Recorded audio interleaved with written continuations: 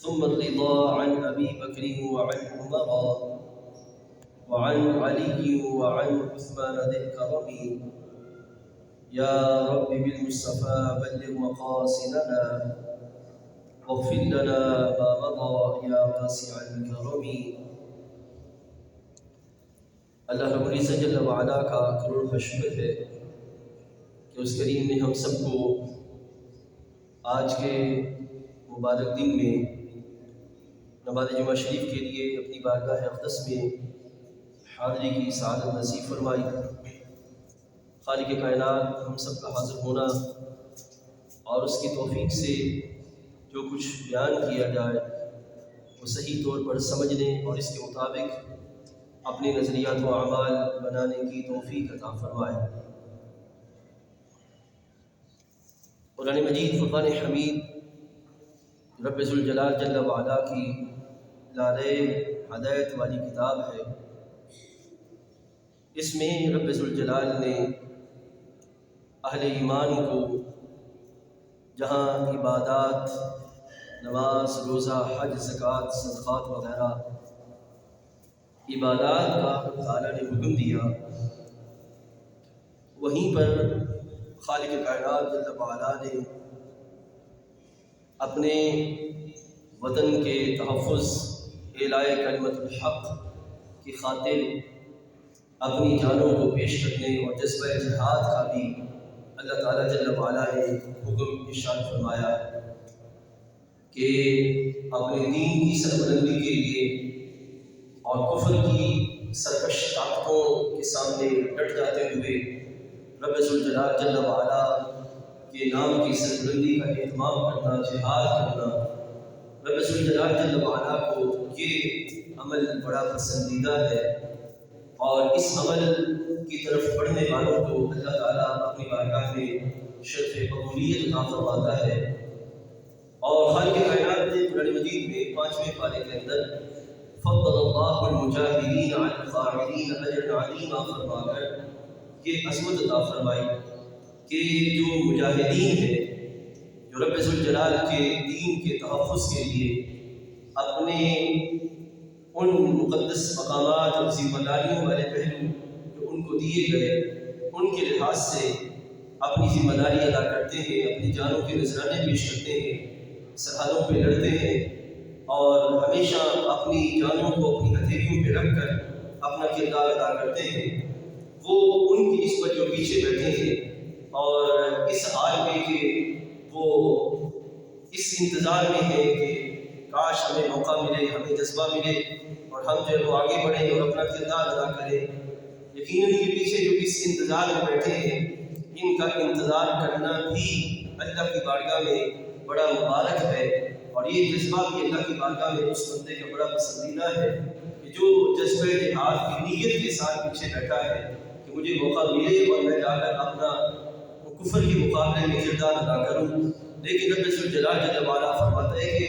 وہ بندے جو اللہ کے دین کی سربلندی کے لیے میدان میں اتر گئے اور وہاں پر جو وہ اپنی جانوں کے نذرانے پیش کر رہے ہیں، خالق کائنات جل وعلا فرماتا ہے فضل اللہ المجاہدین علی القاعدین، کہ جو مجاہدین ہیں اللہ تعالیٰ نے ان پر جو پیچھے بیٹھے ہیں، قاعدین پیچھے بیٹھے رہ جانے والے لوگ، ان پر اللہ تعالیٰ نے مجاہدین کو ایک درجہ عزت عطا فرمائی ہے۔ لہٰذا یہ یاد رکھیے گا کہ جو مجاہدین ہیں جذبہ جہاد کے ساتھ کفر کے سامنے ڈٹ کھڑے ہوئے اور اپنے بدن اور اپنے مقدس مقامات اور اپنی ذمہ داریوں کے نبھانے کے لیے وہ اپنا کردار ادا کر رہے ہیں، کبھی بھی ان کو ہلکا نہ سمجھا جائے اور ان کے لحاظ سے کبھی بھی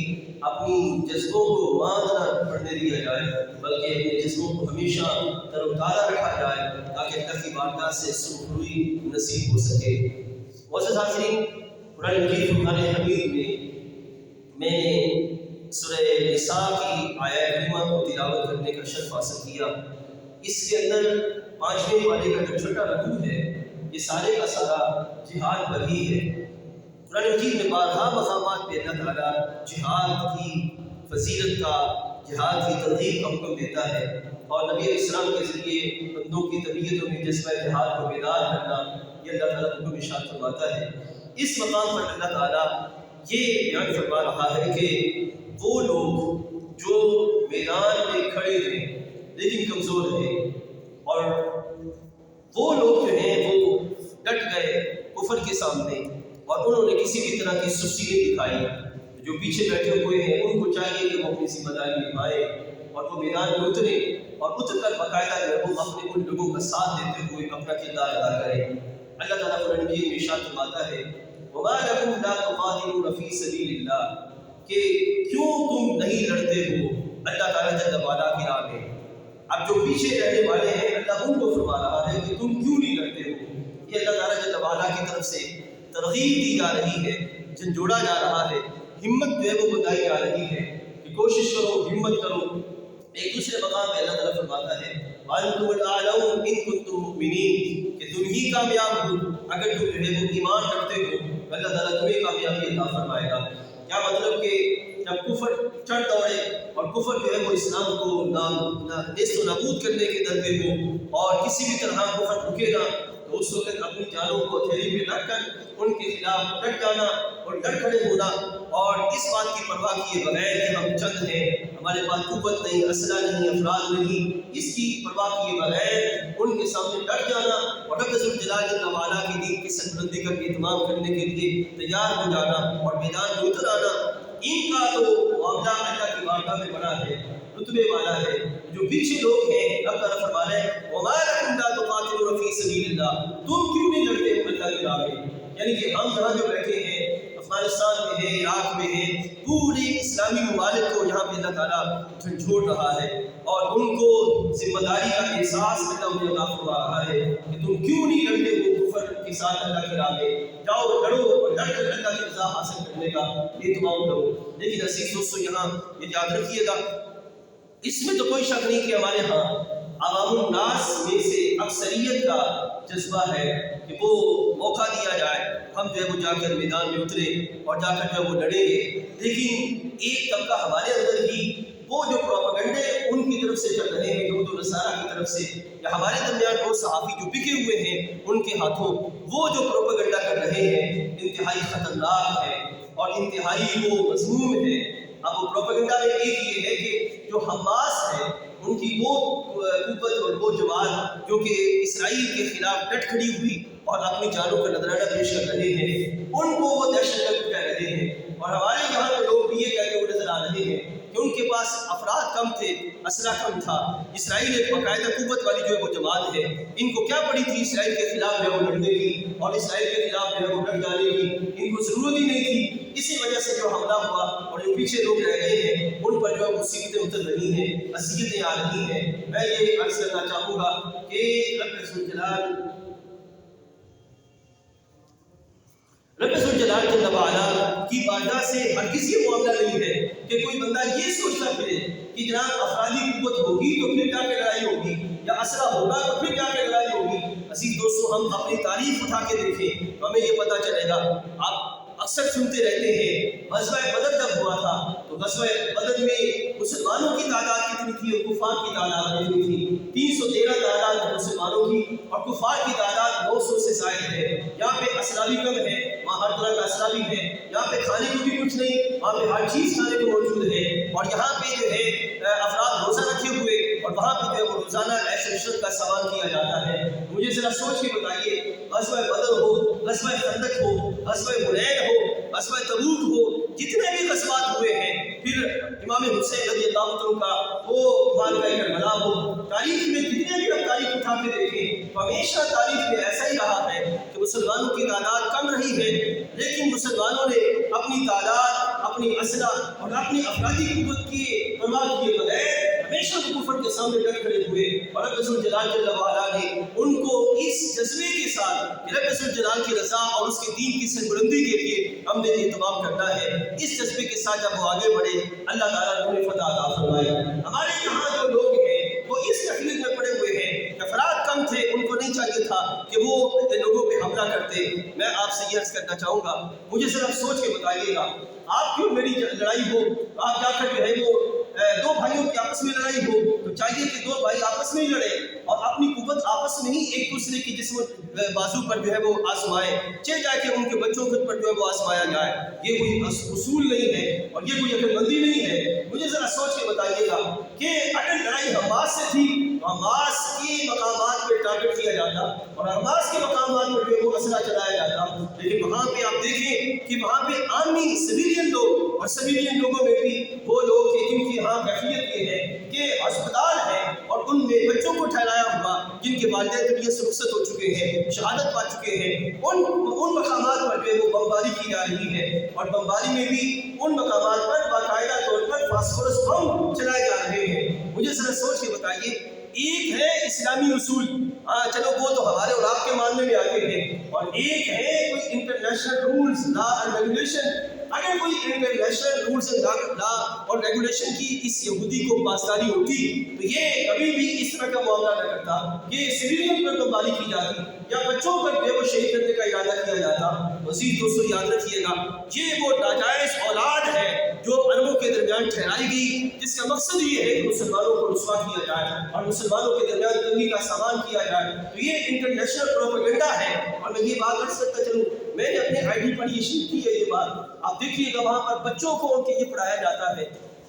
कि मुसलमानों के दरमियान जो कमज़ोर है, पूछा जाता है बच्चों से कि बताओ तुम्हारा उनके बारे में क्या ख्याल है। कहते हैं कि जनाब हमें बच्चों पे जो कमज़ोर है उन पे तरस आता है, और फिर जो मुसलमानों के अंदर कुव्वत वाले हो, मजबूत लोग हो, उनसे पूछा जाता है कि बताओ उन मजबूत लोगों के बारे में तुम्हारा नजरिया क्या है। आगे से ये कहते नजर आते हैं कि जनाब वो दहशतगर्द है, हम जो है वो ऐसे दहशतगर्दों को कबूल नहीं करेंगे। तो ये तो मगरब का फलसफा है कि जो उनके खिलाफ डट खड़ा हो और उनके खिलाफ अपनी जान की बाजी देने के लिए तैयार हो जाए, उसको दहशतगर्द साबित कर देते हैं, और जो कमजोर हो उसके लिहाज से अपनी तरफ से फराही मंसूबे जो वो तैयार किए जाते हैं। आप यकीन जानिए, अभी पिछले दिनों यही बात बहस चल रही थी कि जनाब वो जो आबादी थी उनके खिलाफ, उनके लिहाज से तो बाकायदा इसराइल ने बहुत सारे फलाही मंसूबे तैयार कर रखे थे, लिहाजा हमास को चाहिए था कि वो ऐसा कोई मामला न करता।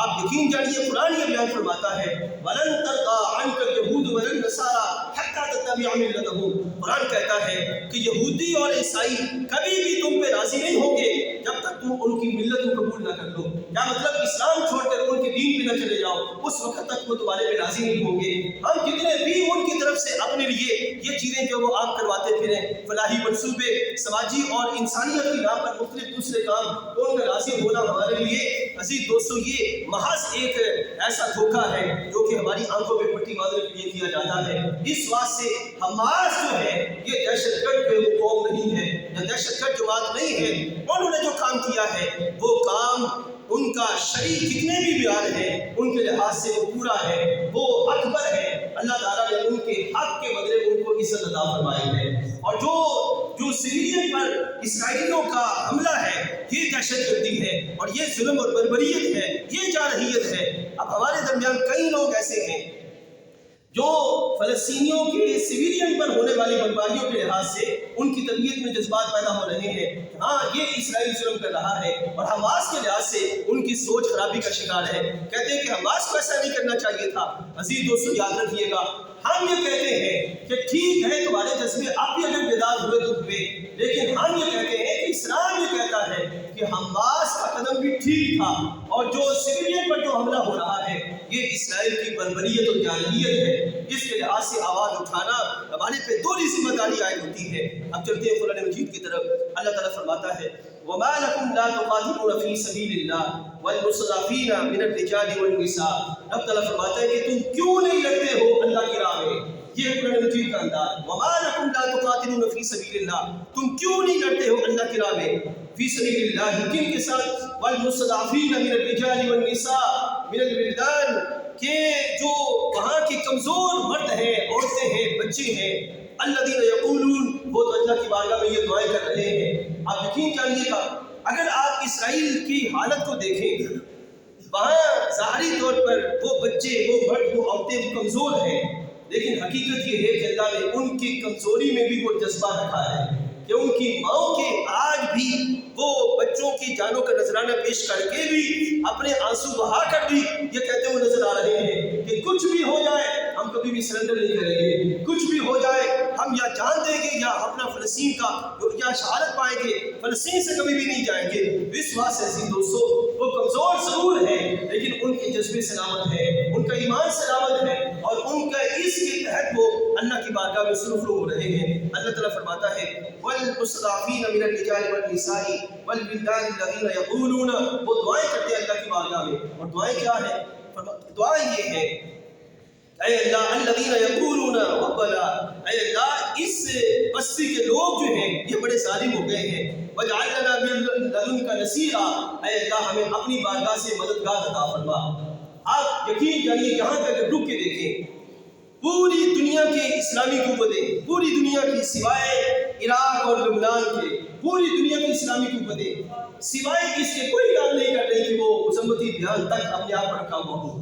عزیز دوستو یہ ایک ایسی شرمندگی والی بات ہے کہ اس سے بڑھ کے شرمندگی والی بات کوئی نہیں ہے، بلکہ یہاں تک کہ بعض عرب ممالک ایسے ہیں، متحدہ عرب امارات جیسے، کہ وہ یہاں تک تلے ہوئے وہ یہ کہتے ہوئے نظر آ رہے ہیں کہ یہ حماس نے دہشت گردی کی ہے، اب اس دہشت گردی کا اسے بدلہ چکانا پڑے گا۔ اس حد تک وہ گر گئے اور اس حد تک جو ہے وہ سوچ رہے ہیں۔ آپ اگر دیکھیں افرادی قوت کے اعتبار سے، معدنیات کے اعتبار سے، مال کے اعتبار سے اور قوت کے اعتبار سے پوری دنیا کے اندر جس کے پاس ایک قوت موجود ہے الحمدللہ اسلامی ممالک ہے، لیکن اس کے باوجود اس حد تک گر جانا کہ صرف مذمتی بیان ہی ہو اور اس کے سوا کوئی اور بیان نہ ہو، یہ سوائے شرمندگی کے اور کچھ نہیں ہے۔ اور اگر پوری اسلامی دنیا میں سے اگر صرف پاکستان کو دیکھا جائے،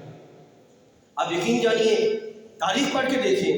کہ جس وقت پاکستان کے ہاں ایٹمی بم جو ہے اس کا تجربہ ہوا تھا، ایٹمی بم کا، اس وقت صرف پاکستانیوں کو خوشی نہیں ہوئی تھی بلکہ عالم مصر نے بھی خوشی منائی، فلسطینیوں نے بھی خوشی منائی، بنگلہ دیشیوں نے بھی خوشی منائی، افغانیوں نے بھی خوشی منائی، ہر ایک نے خوشی منانے کا اہتمام کیا کہ اللہ تعالیٰ جل وعلا نے ہمارے برادر اسلامی ملک کو قوت عطا فرمائی۔ اب وہ اور پھر یہ بھی یاد رکھیے گا،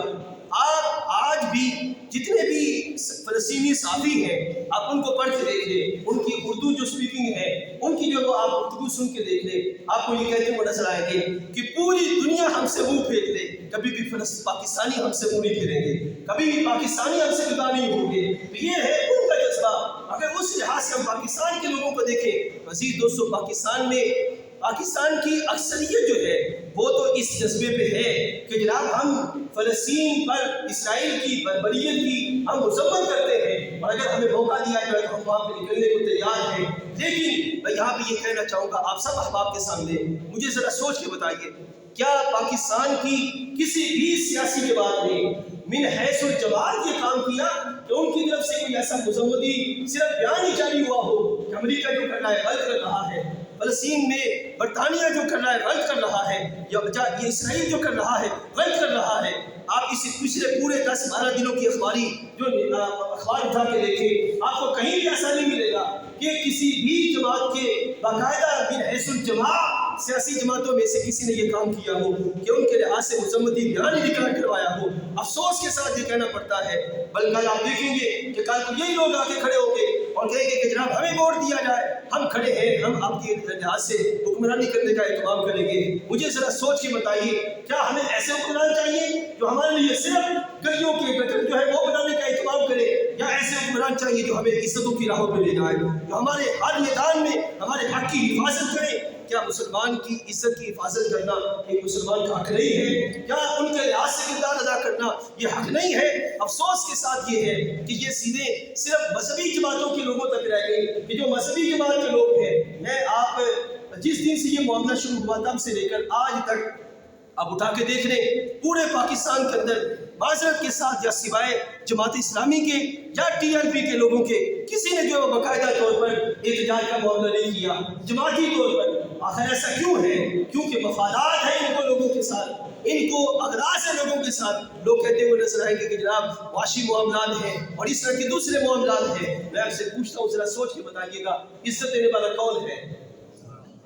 یہ جھوٹ ہے ہمارے درمیان کہ ہم کہتے تو ہیں کہ عزت دینے والا وہ ہے، لیکن ہم بھیک مانگتے نظر آ رہے ہیں امریکہ سے، ہم بھیک مانگتے نظر آ رہے ہیں برطانیہ سے، ہمارے حکمران بھیک مانگتے نظر آ رہے ہیں ان لوگوں سے۔ جناب دیکھو ہمیں عزت دی جائے، ہمیں روٹی دی جائے، ہمیں کپڑا دیا جائے، ہمیں رہنے کے لیے 2 وقت کا کھانا دیا جائے۔ آپ دیں گے تو ہمارا معاملہ چلے گا، اور آپ نہیں دیں گے تو ہمارا معاملہ نہیں چلے گا۔ مجھے ذرا سوچ کے بتائیے کس حد تک شرمندگی کا معاملہ ہم برداشت کریں گے؟ یہ وہ کیفیت ہے جو ہمارے درمیان جو وہ آج پڑی ہے۔ عزیز دوستو، اسلام کے اندر جو حکمران ہوتا ہے، آپ تاریخ پڑھ کے دیکھیں حضرت عمر کی، چلے حضرت عمر تو بعد میں آتے ہیں، تاریخ پڑھ کے دیکھیں حضرت محمد رسول اللہ صلی اللہ علیہ وسلم کی۔ آپ جب مسند حکومت میں آتے ہیں، کیونکہ آپ نے صرف نبوت کا پیغام نہیں پہنچایا، آپ نے اسلامی حکومت قائم کی، اسلامی معاشرہ قائم کیا، اور جب اسلامی معاشرہ قائم کیا، محبوب کریم علیہ السلام نے جہاں کوئی مظلوم تھا سرکار بڑے اس کا ساتھ دیا، جہاں کسی مقام پر حق بیانی کے لحاظ سے معاملہ غلط ہو رہا تھا سرکار خود آگے بڑھے اور آپ نے لحاظ سے وہ کردار ادا کیا۔ یہ عجب معاملہ ہے، روٹی کپڑا اور مکان ان کے لحاظ سے کوئی ان کے پاس پہنچ جائے تو وہاں پہ تو یہ کردار ادا کرے، اور وہ بھی جناب باقاعدہ چھیل کر، اور جب جو ہے وہ دین کی باری آئے تو کہیں کہ جناب یہ دینی لوگوں کا معاملہ ہے۔ عزیز دوستو، ہمیں ضرورت ہے اس وقت ایسے حکمرانوں کی جو باقاعدہ طور پر دینی اعتبار سے بھی اپنا کردار ادا کرے اور دنیوی اعتبار سے بھی اپنا مضبوطی کے ساتھ کردار ادا کیا جائے۔ آپ آج ہی کل کی بات اٹھا کے دیکھیں، کوریا کا وہ جو صدر ہے، کوریا کا صدر وہ یہ کہتا ہوا نظر آ رہا ہے کہ جناب مسلمانوں کے درمیان صرف یہ رہ گیا ہے کہ مذمتی بیان جاری کر دیا جائے، اس کے سوا کوئی اور معاملہ نہیں رہا مسلمانوں کے درمیان۔ کوریا کے صدر کی یہ الفاظ ہیں، اس نے یہ کہا کہ جناب اگر ہمارے ساتھ یہ معاملہ ہوا ہوتا تو میں کئی وقت پہلے ہی اپنے جتنے بھی ایٹمی میزائل ہیں وہاں پر تجربہ کر چکا ہوں۔ یہ اس کا بیان ہے۔ اس سے بڑھ کے ہمارے لیے شرمندگی کیا ہے؟ اس سے بڑھ کے ہمارے لیے ملامت کیا ہے؟ اس واسطے میرے بھائیوں ہم نے جاگنا ہے اور اپنے وہ لیڈر چننے ہیں جو ہر لحاظ سے اپنا کردار ادا کریں۔ یہ لبرل مائنڈ سیٹ ہے، اور آپ پاکستان میں آج ہی کل پرسوں ان 4 دنوں کے اندر اٹھا کے دیکھ لیں، باقاعدہ طور پر جو پوری افراد کا گروہ نکلے